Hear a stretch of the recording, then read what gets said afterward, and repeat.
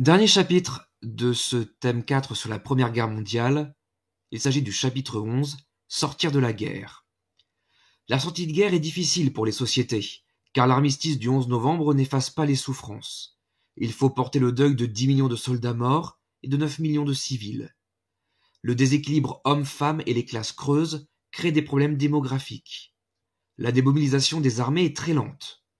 Les sociétés doivent gérer des millions d'invalides, 300 000 en France, qu'il faut accompagner dans leur vie professionnelle et personnelle, et dont les blessures rappelleront durant des décennies l'horreur de la guerre.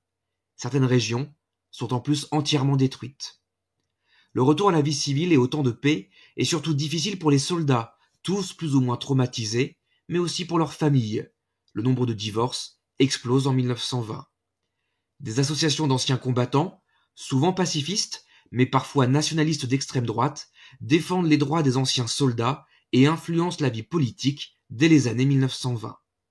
Enfin, la Première Guerre mondiale devient vite un enjeu de mémoire. Le 11 novembre, jour férié depuis 1922, les célébrations en France et au Royaume-Uni autour de la tombe du soldat inconnu, dès 1920, la construction de milliers de monuments aux morts qui laissent une trace visible de la guerre dans toutes les communes.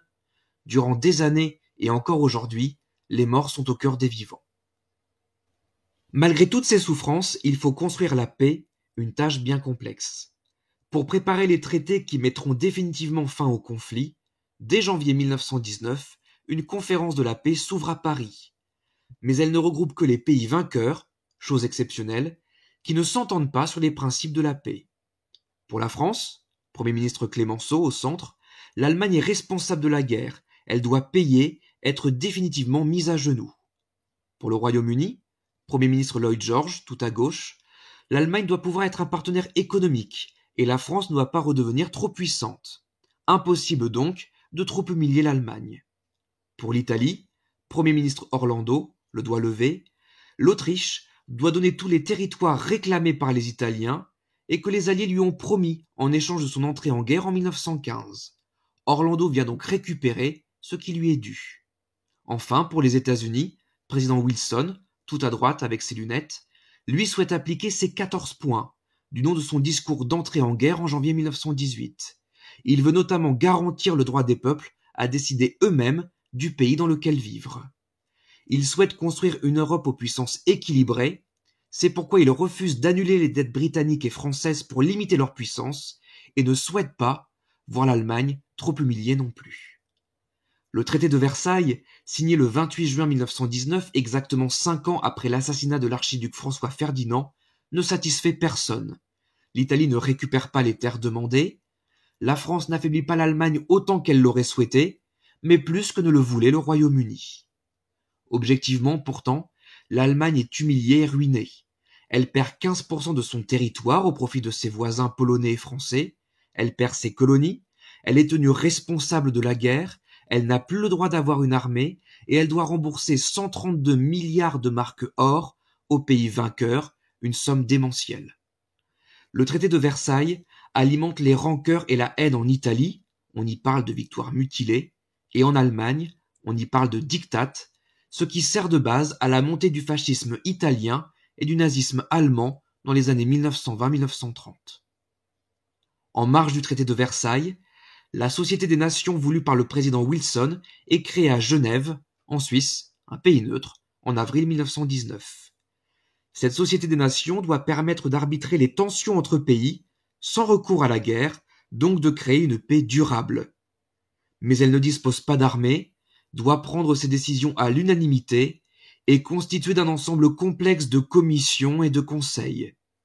En outre, la Société des Nations est discréditée dès sa création par le Parlement des États-Unis qui refuse d'adhérer à l'invention de son propre président.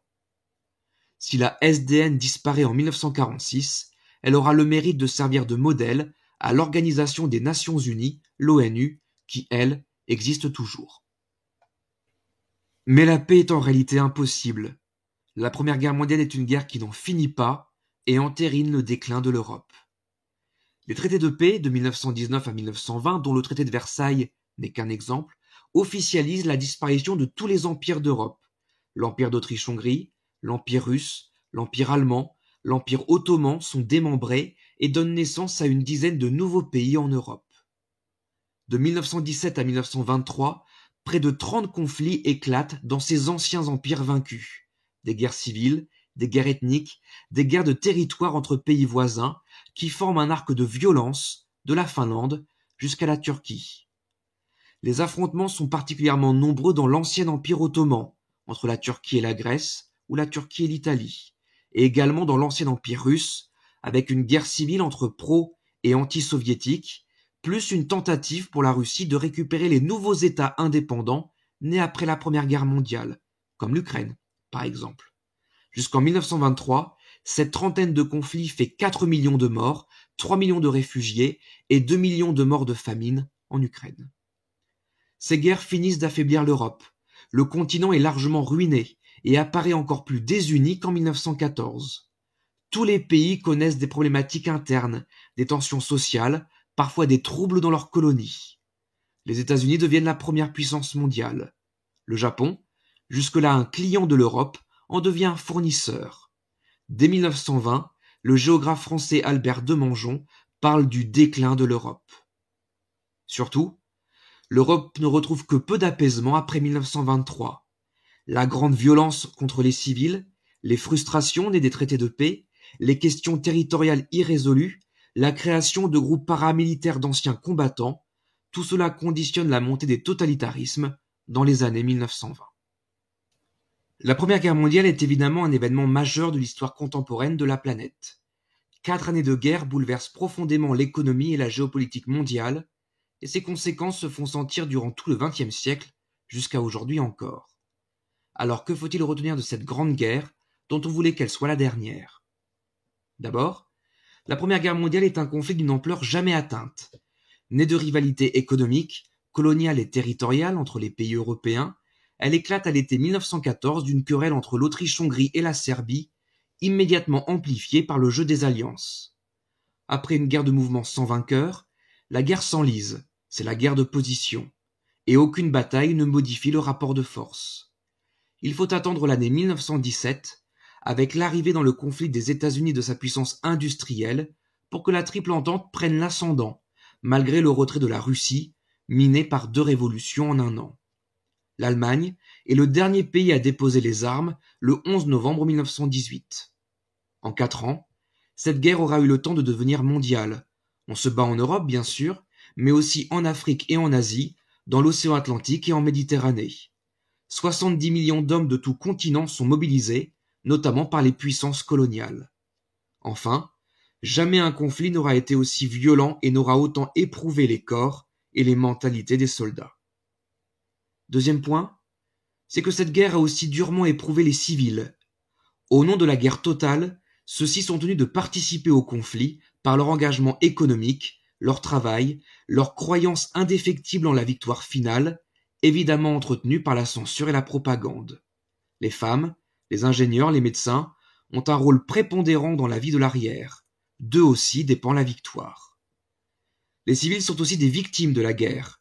Rationnement, privation, voire famine, cherté de la vie, absence du père, du frère, du fils ou du mari partis au combat, mais aussi massacre et une nouvelle arme terrifiante, le bombardement aérien.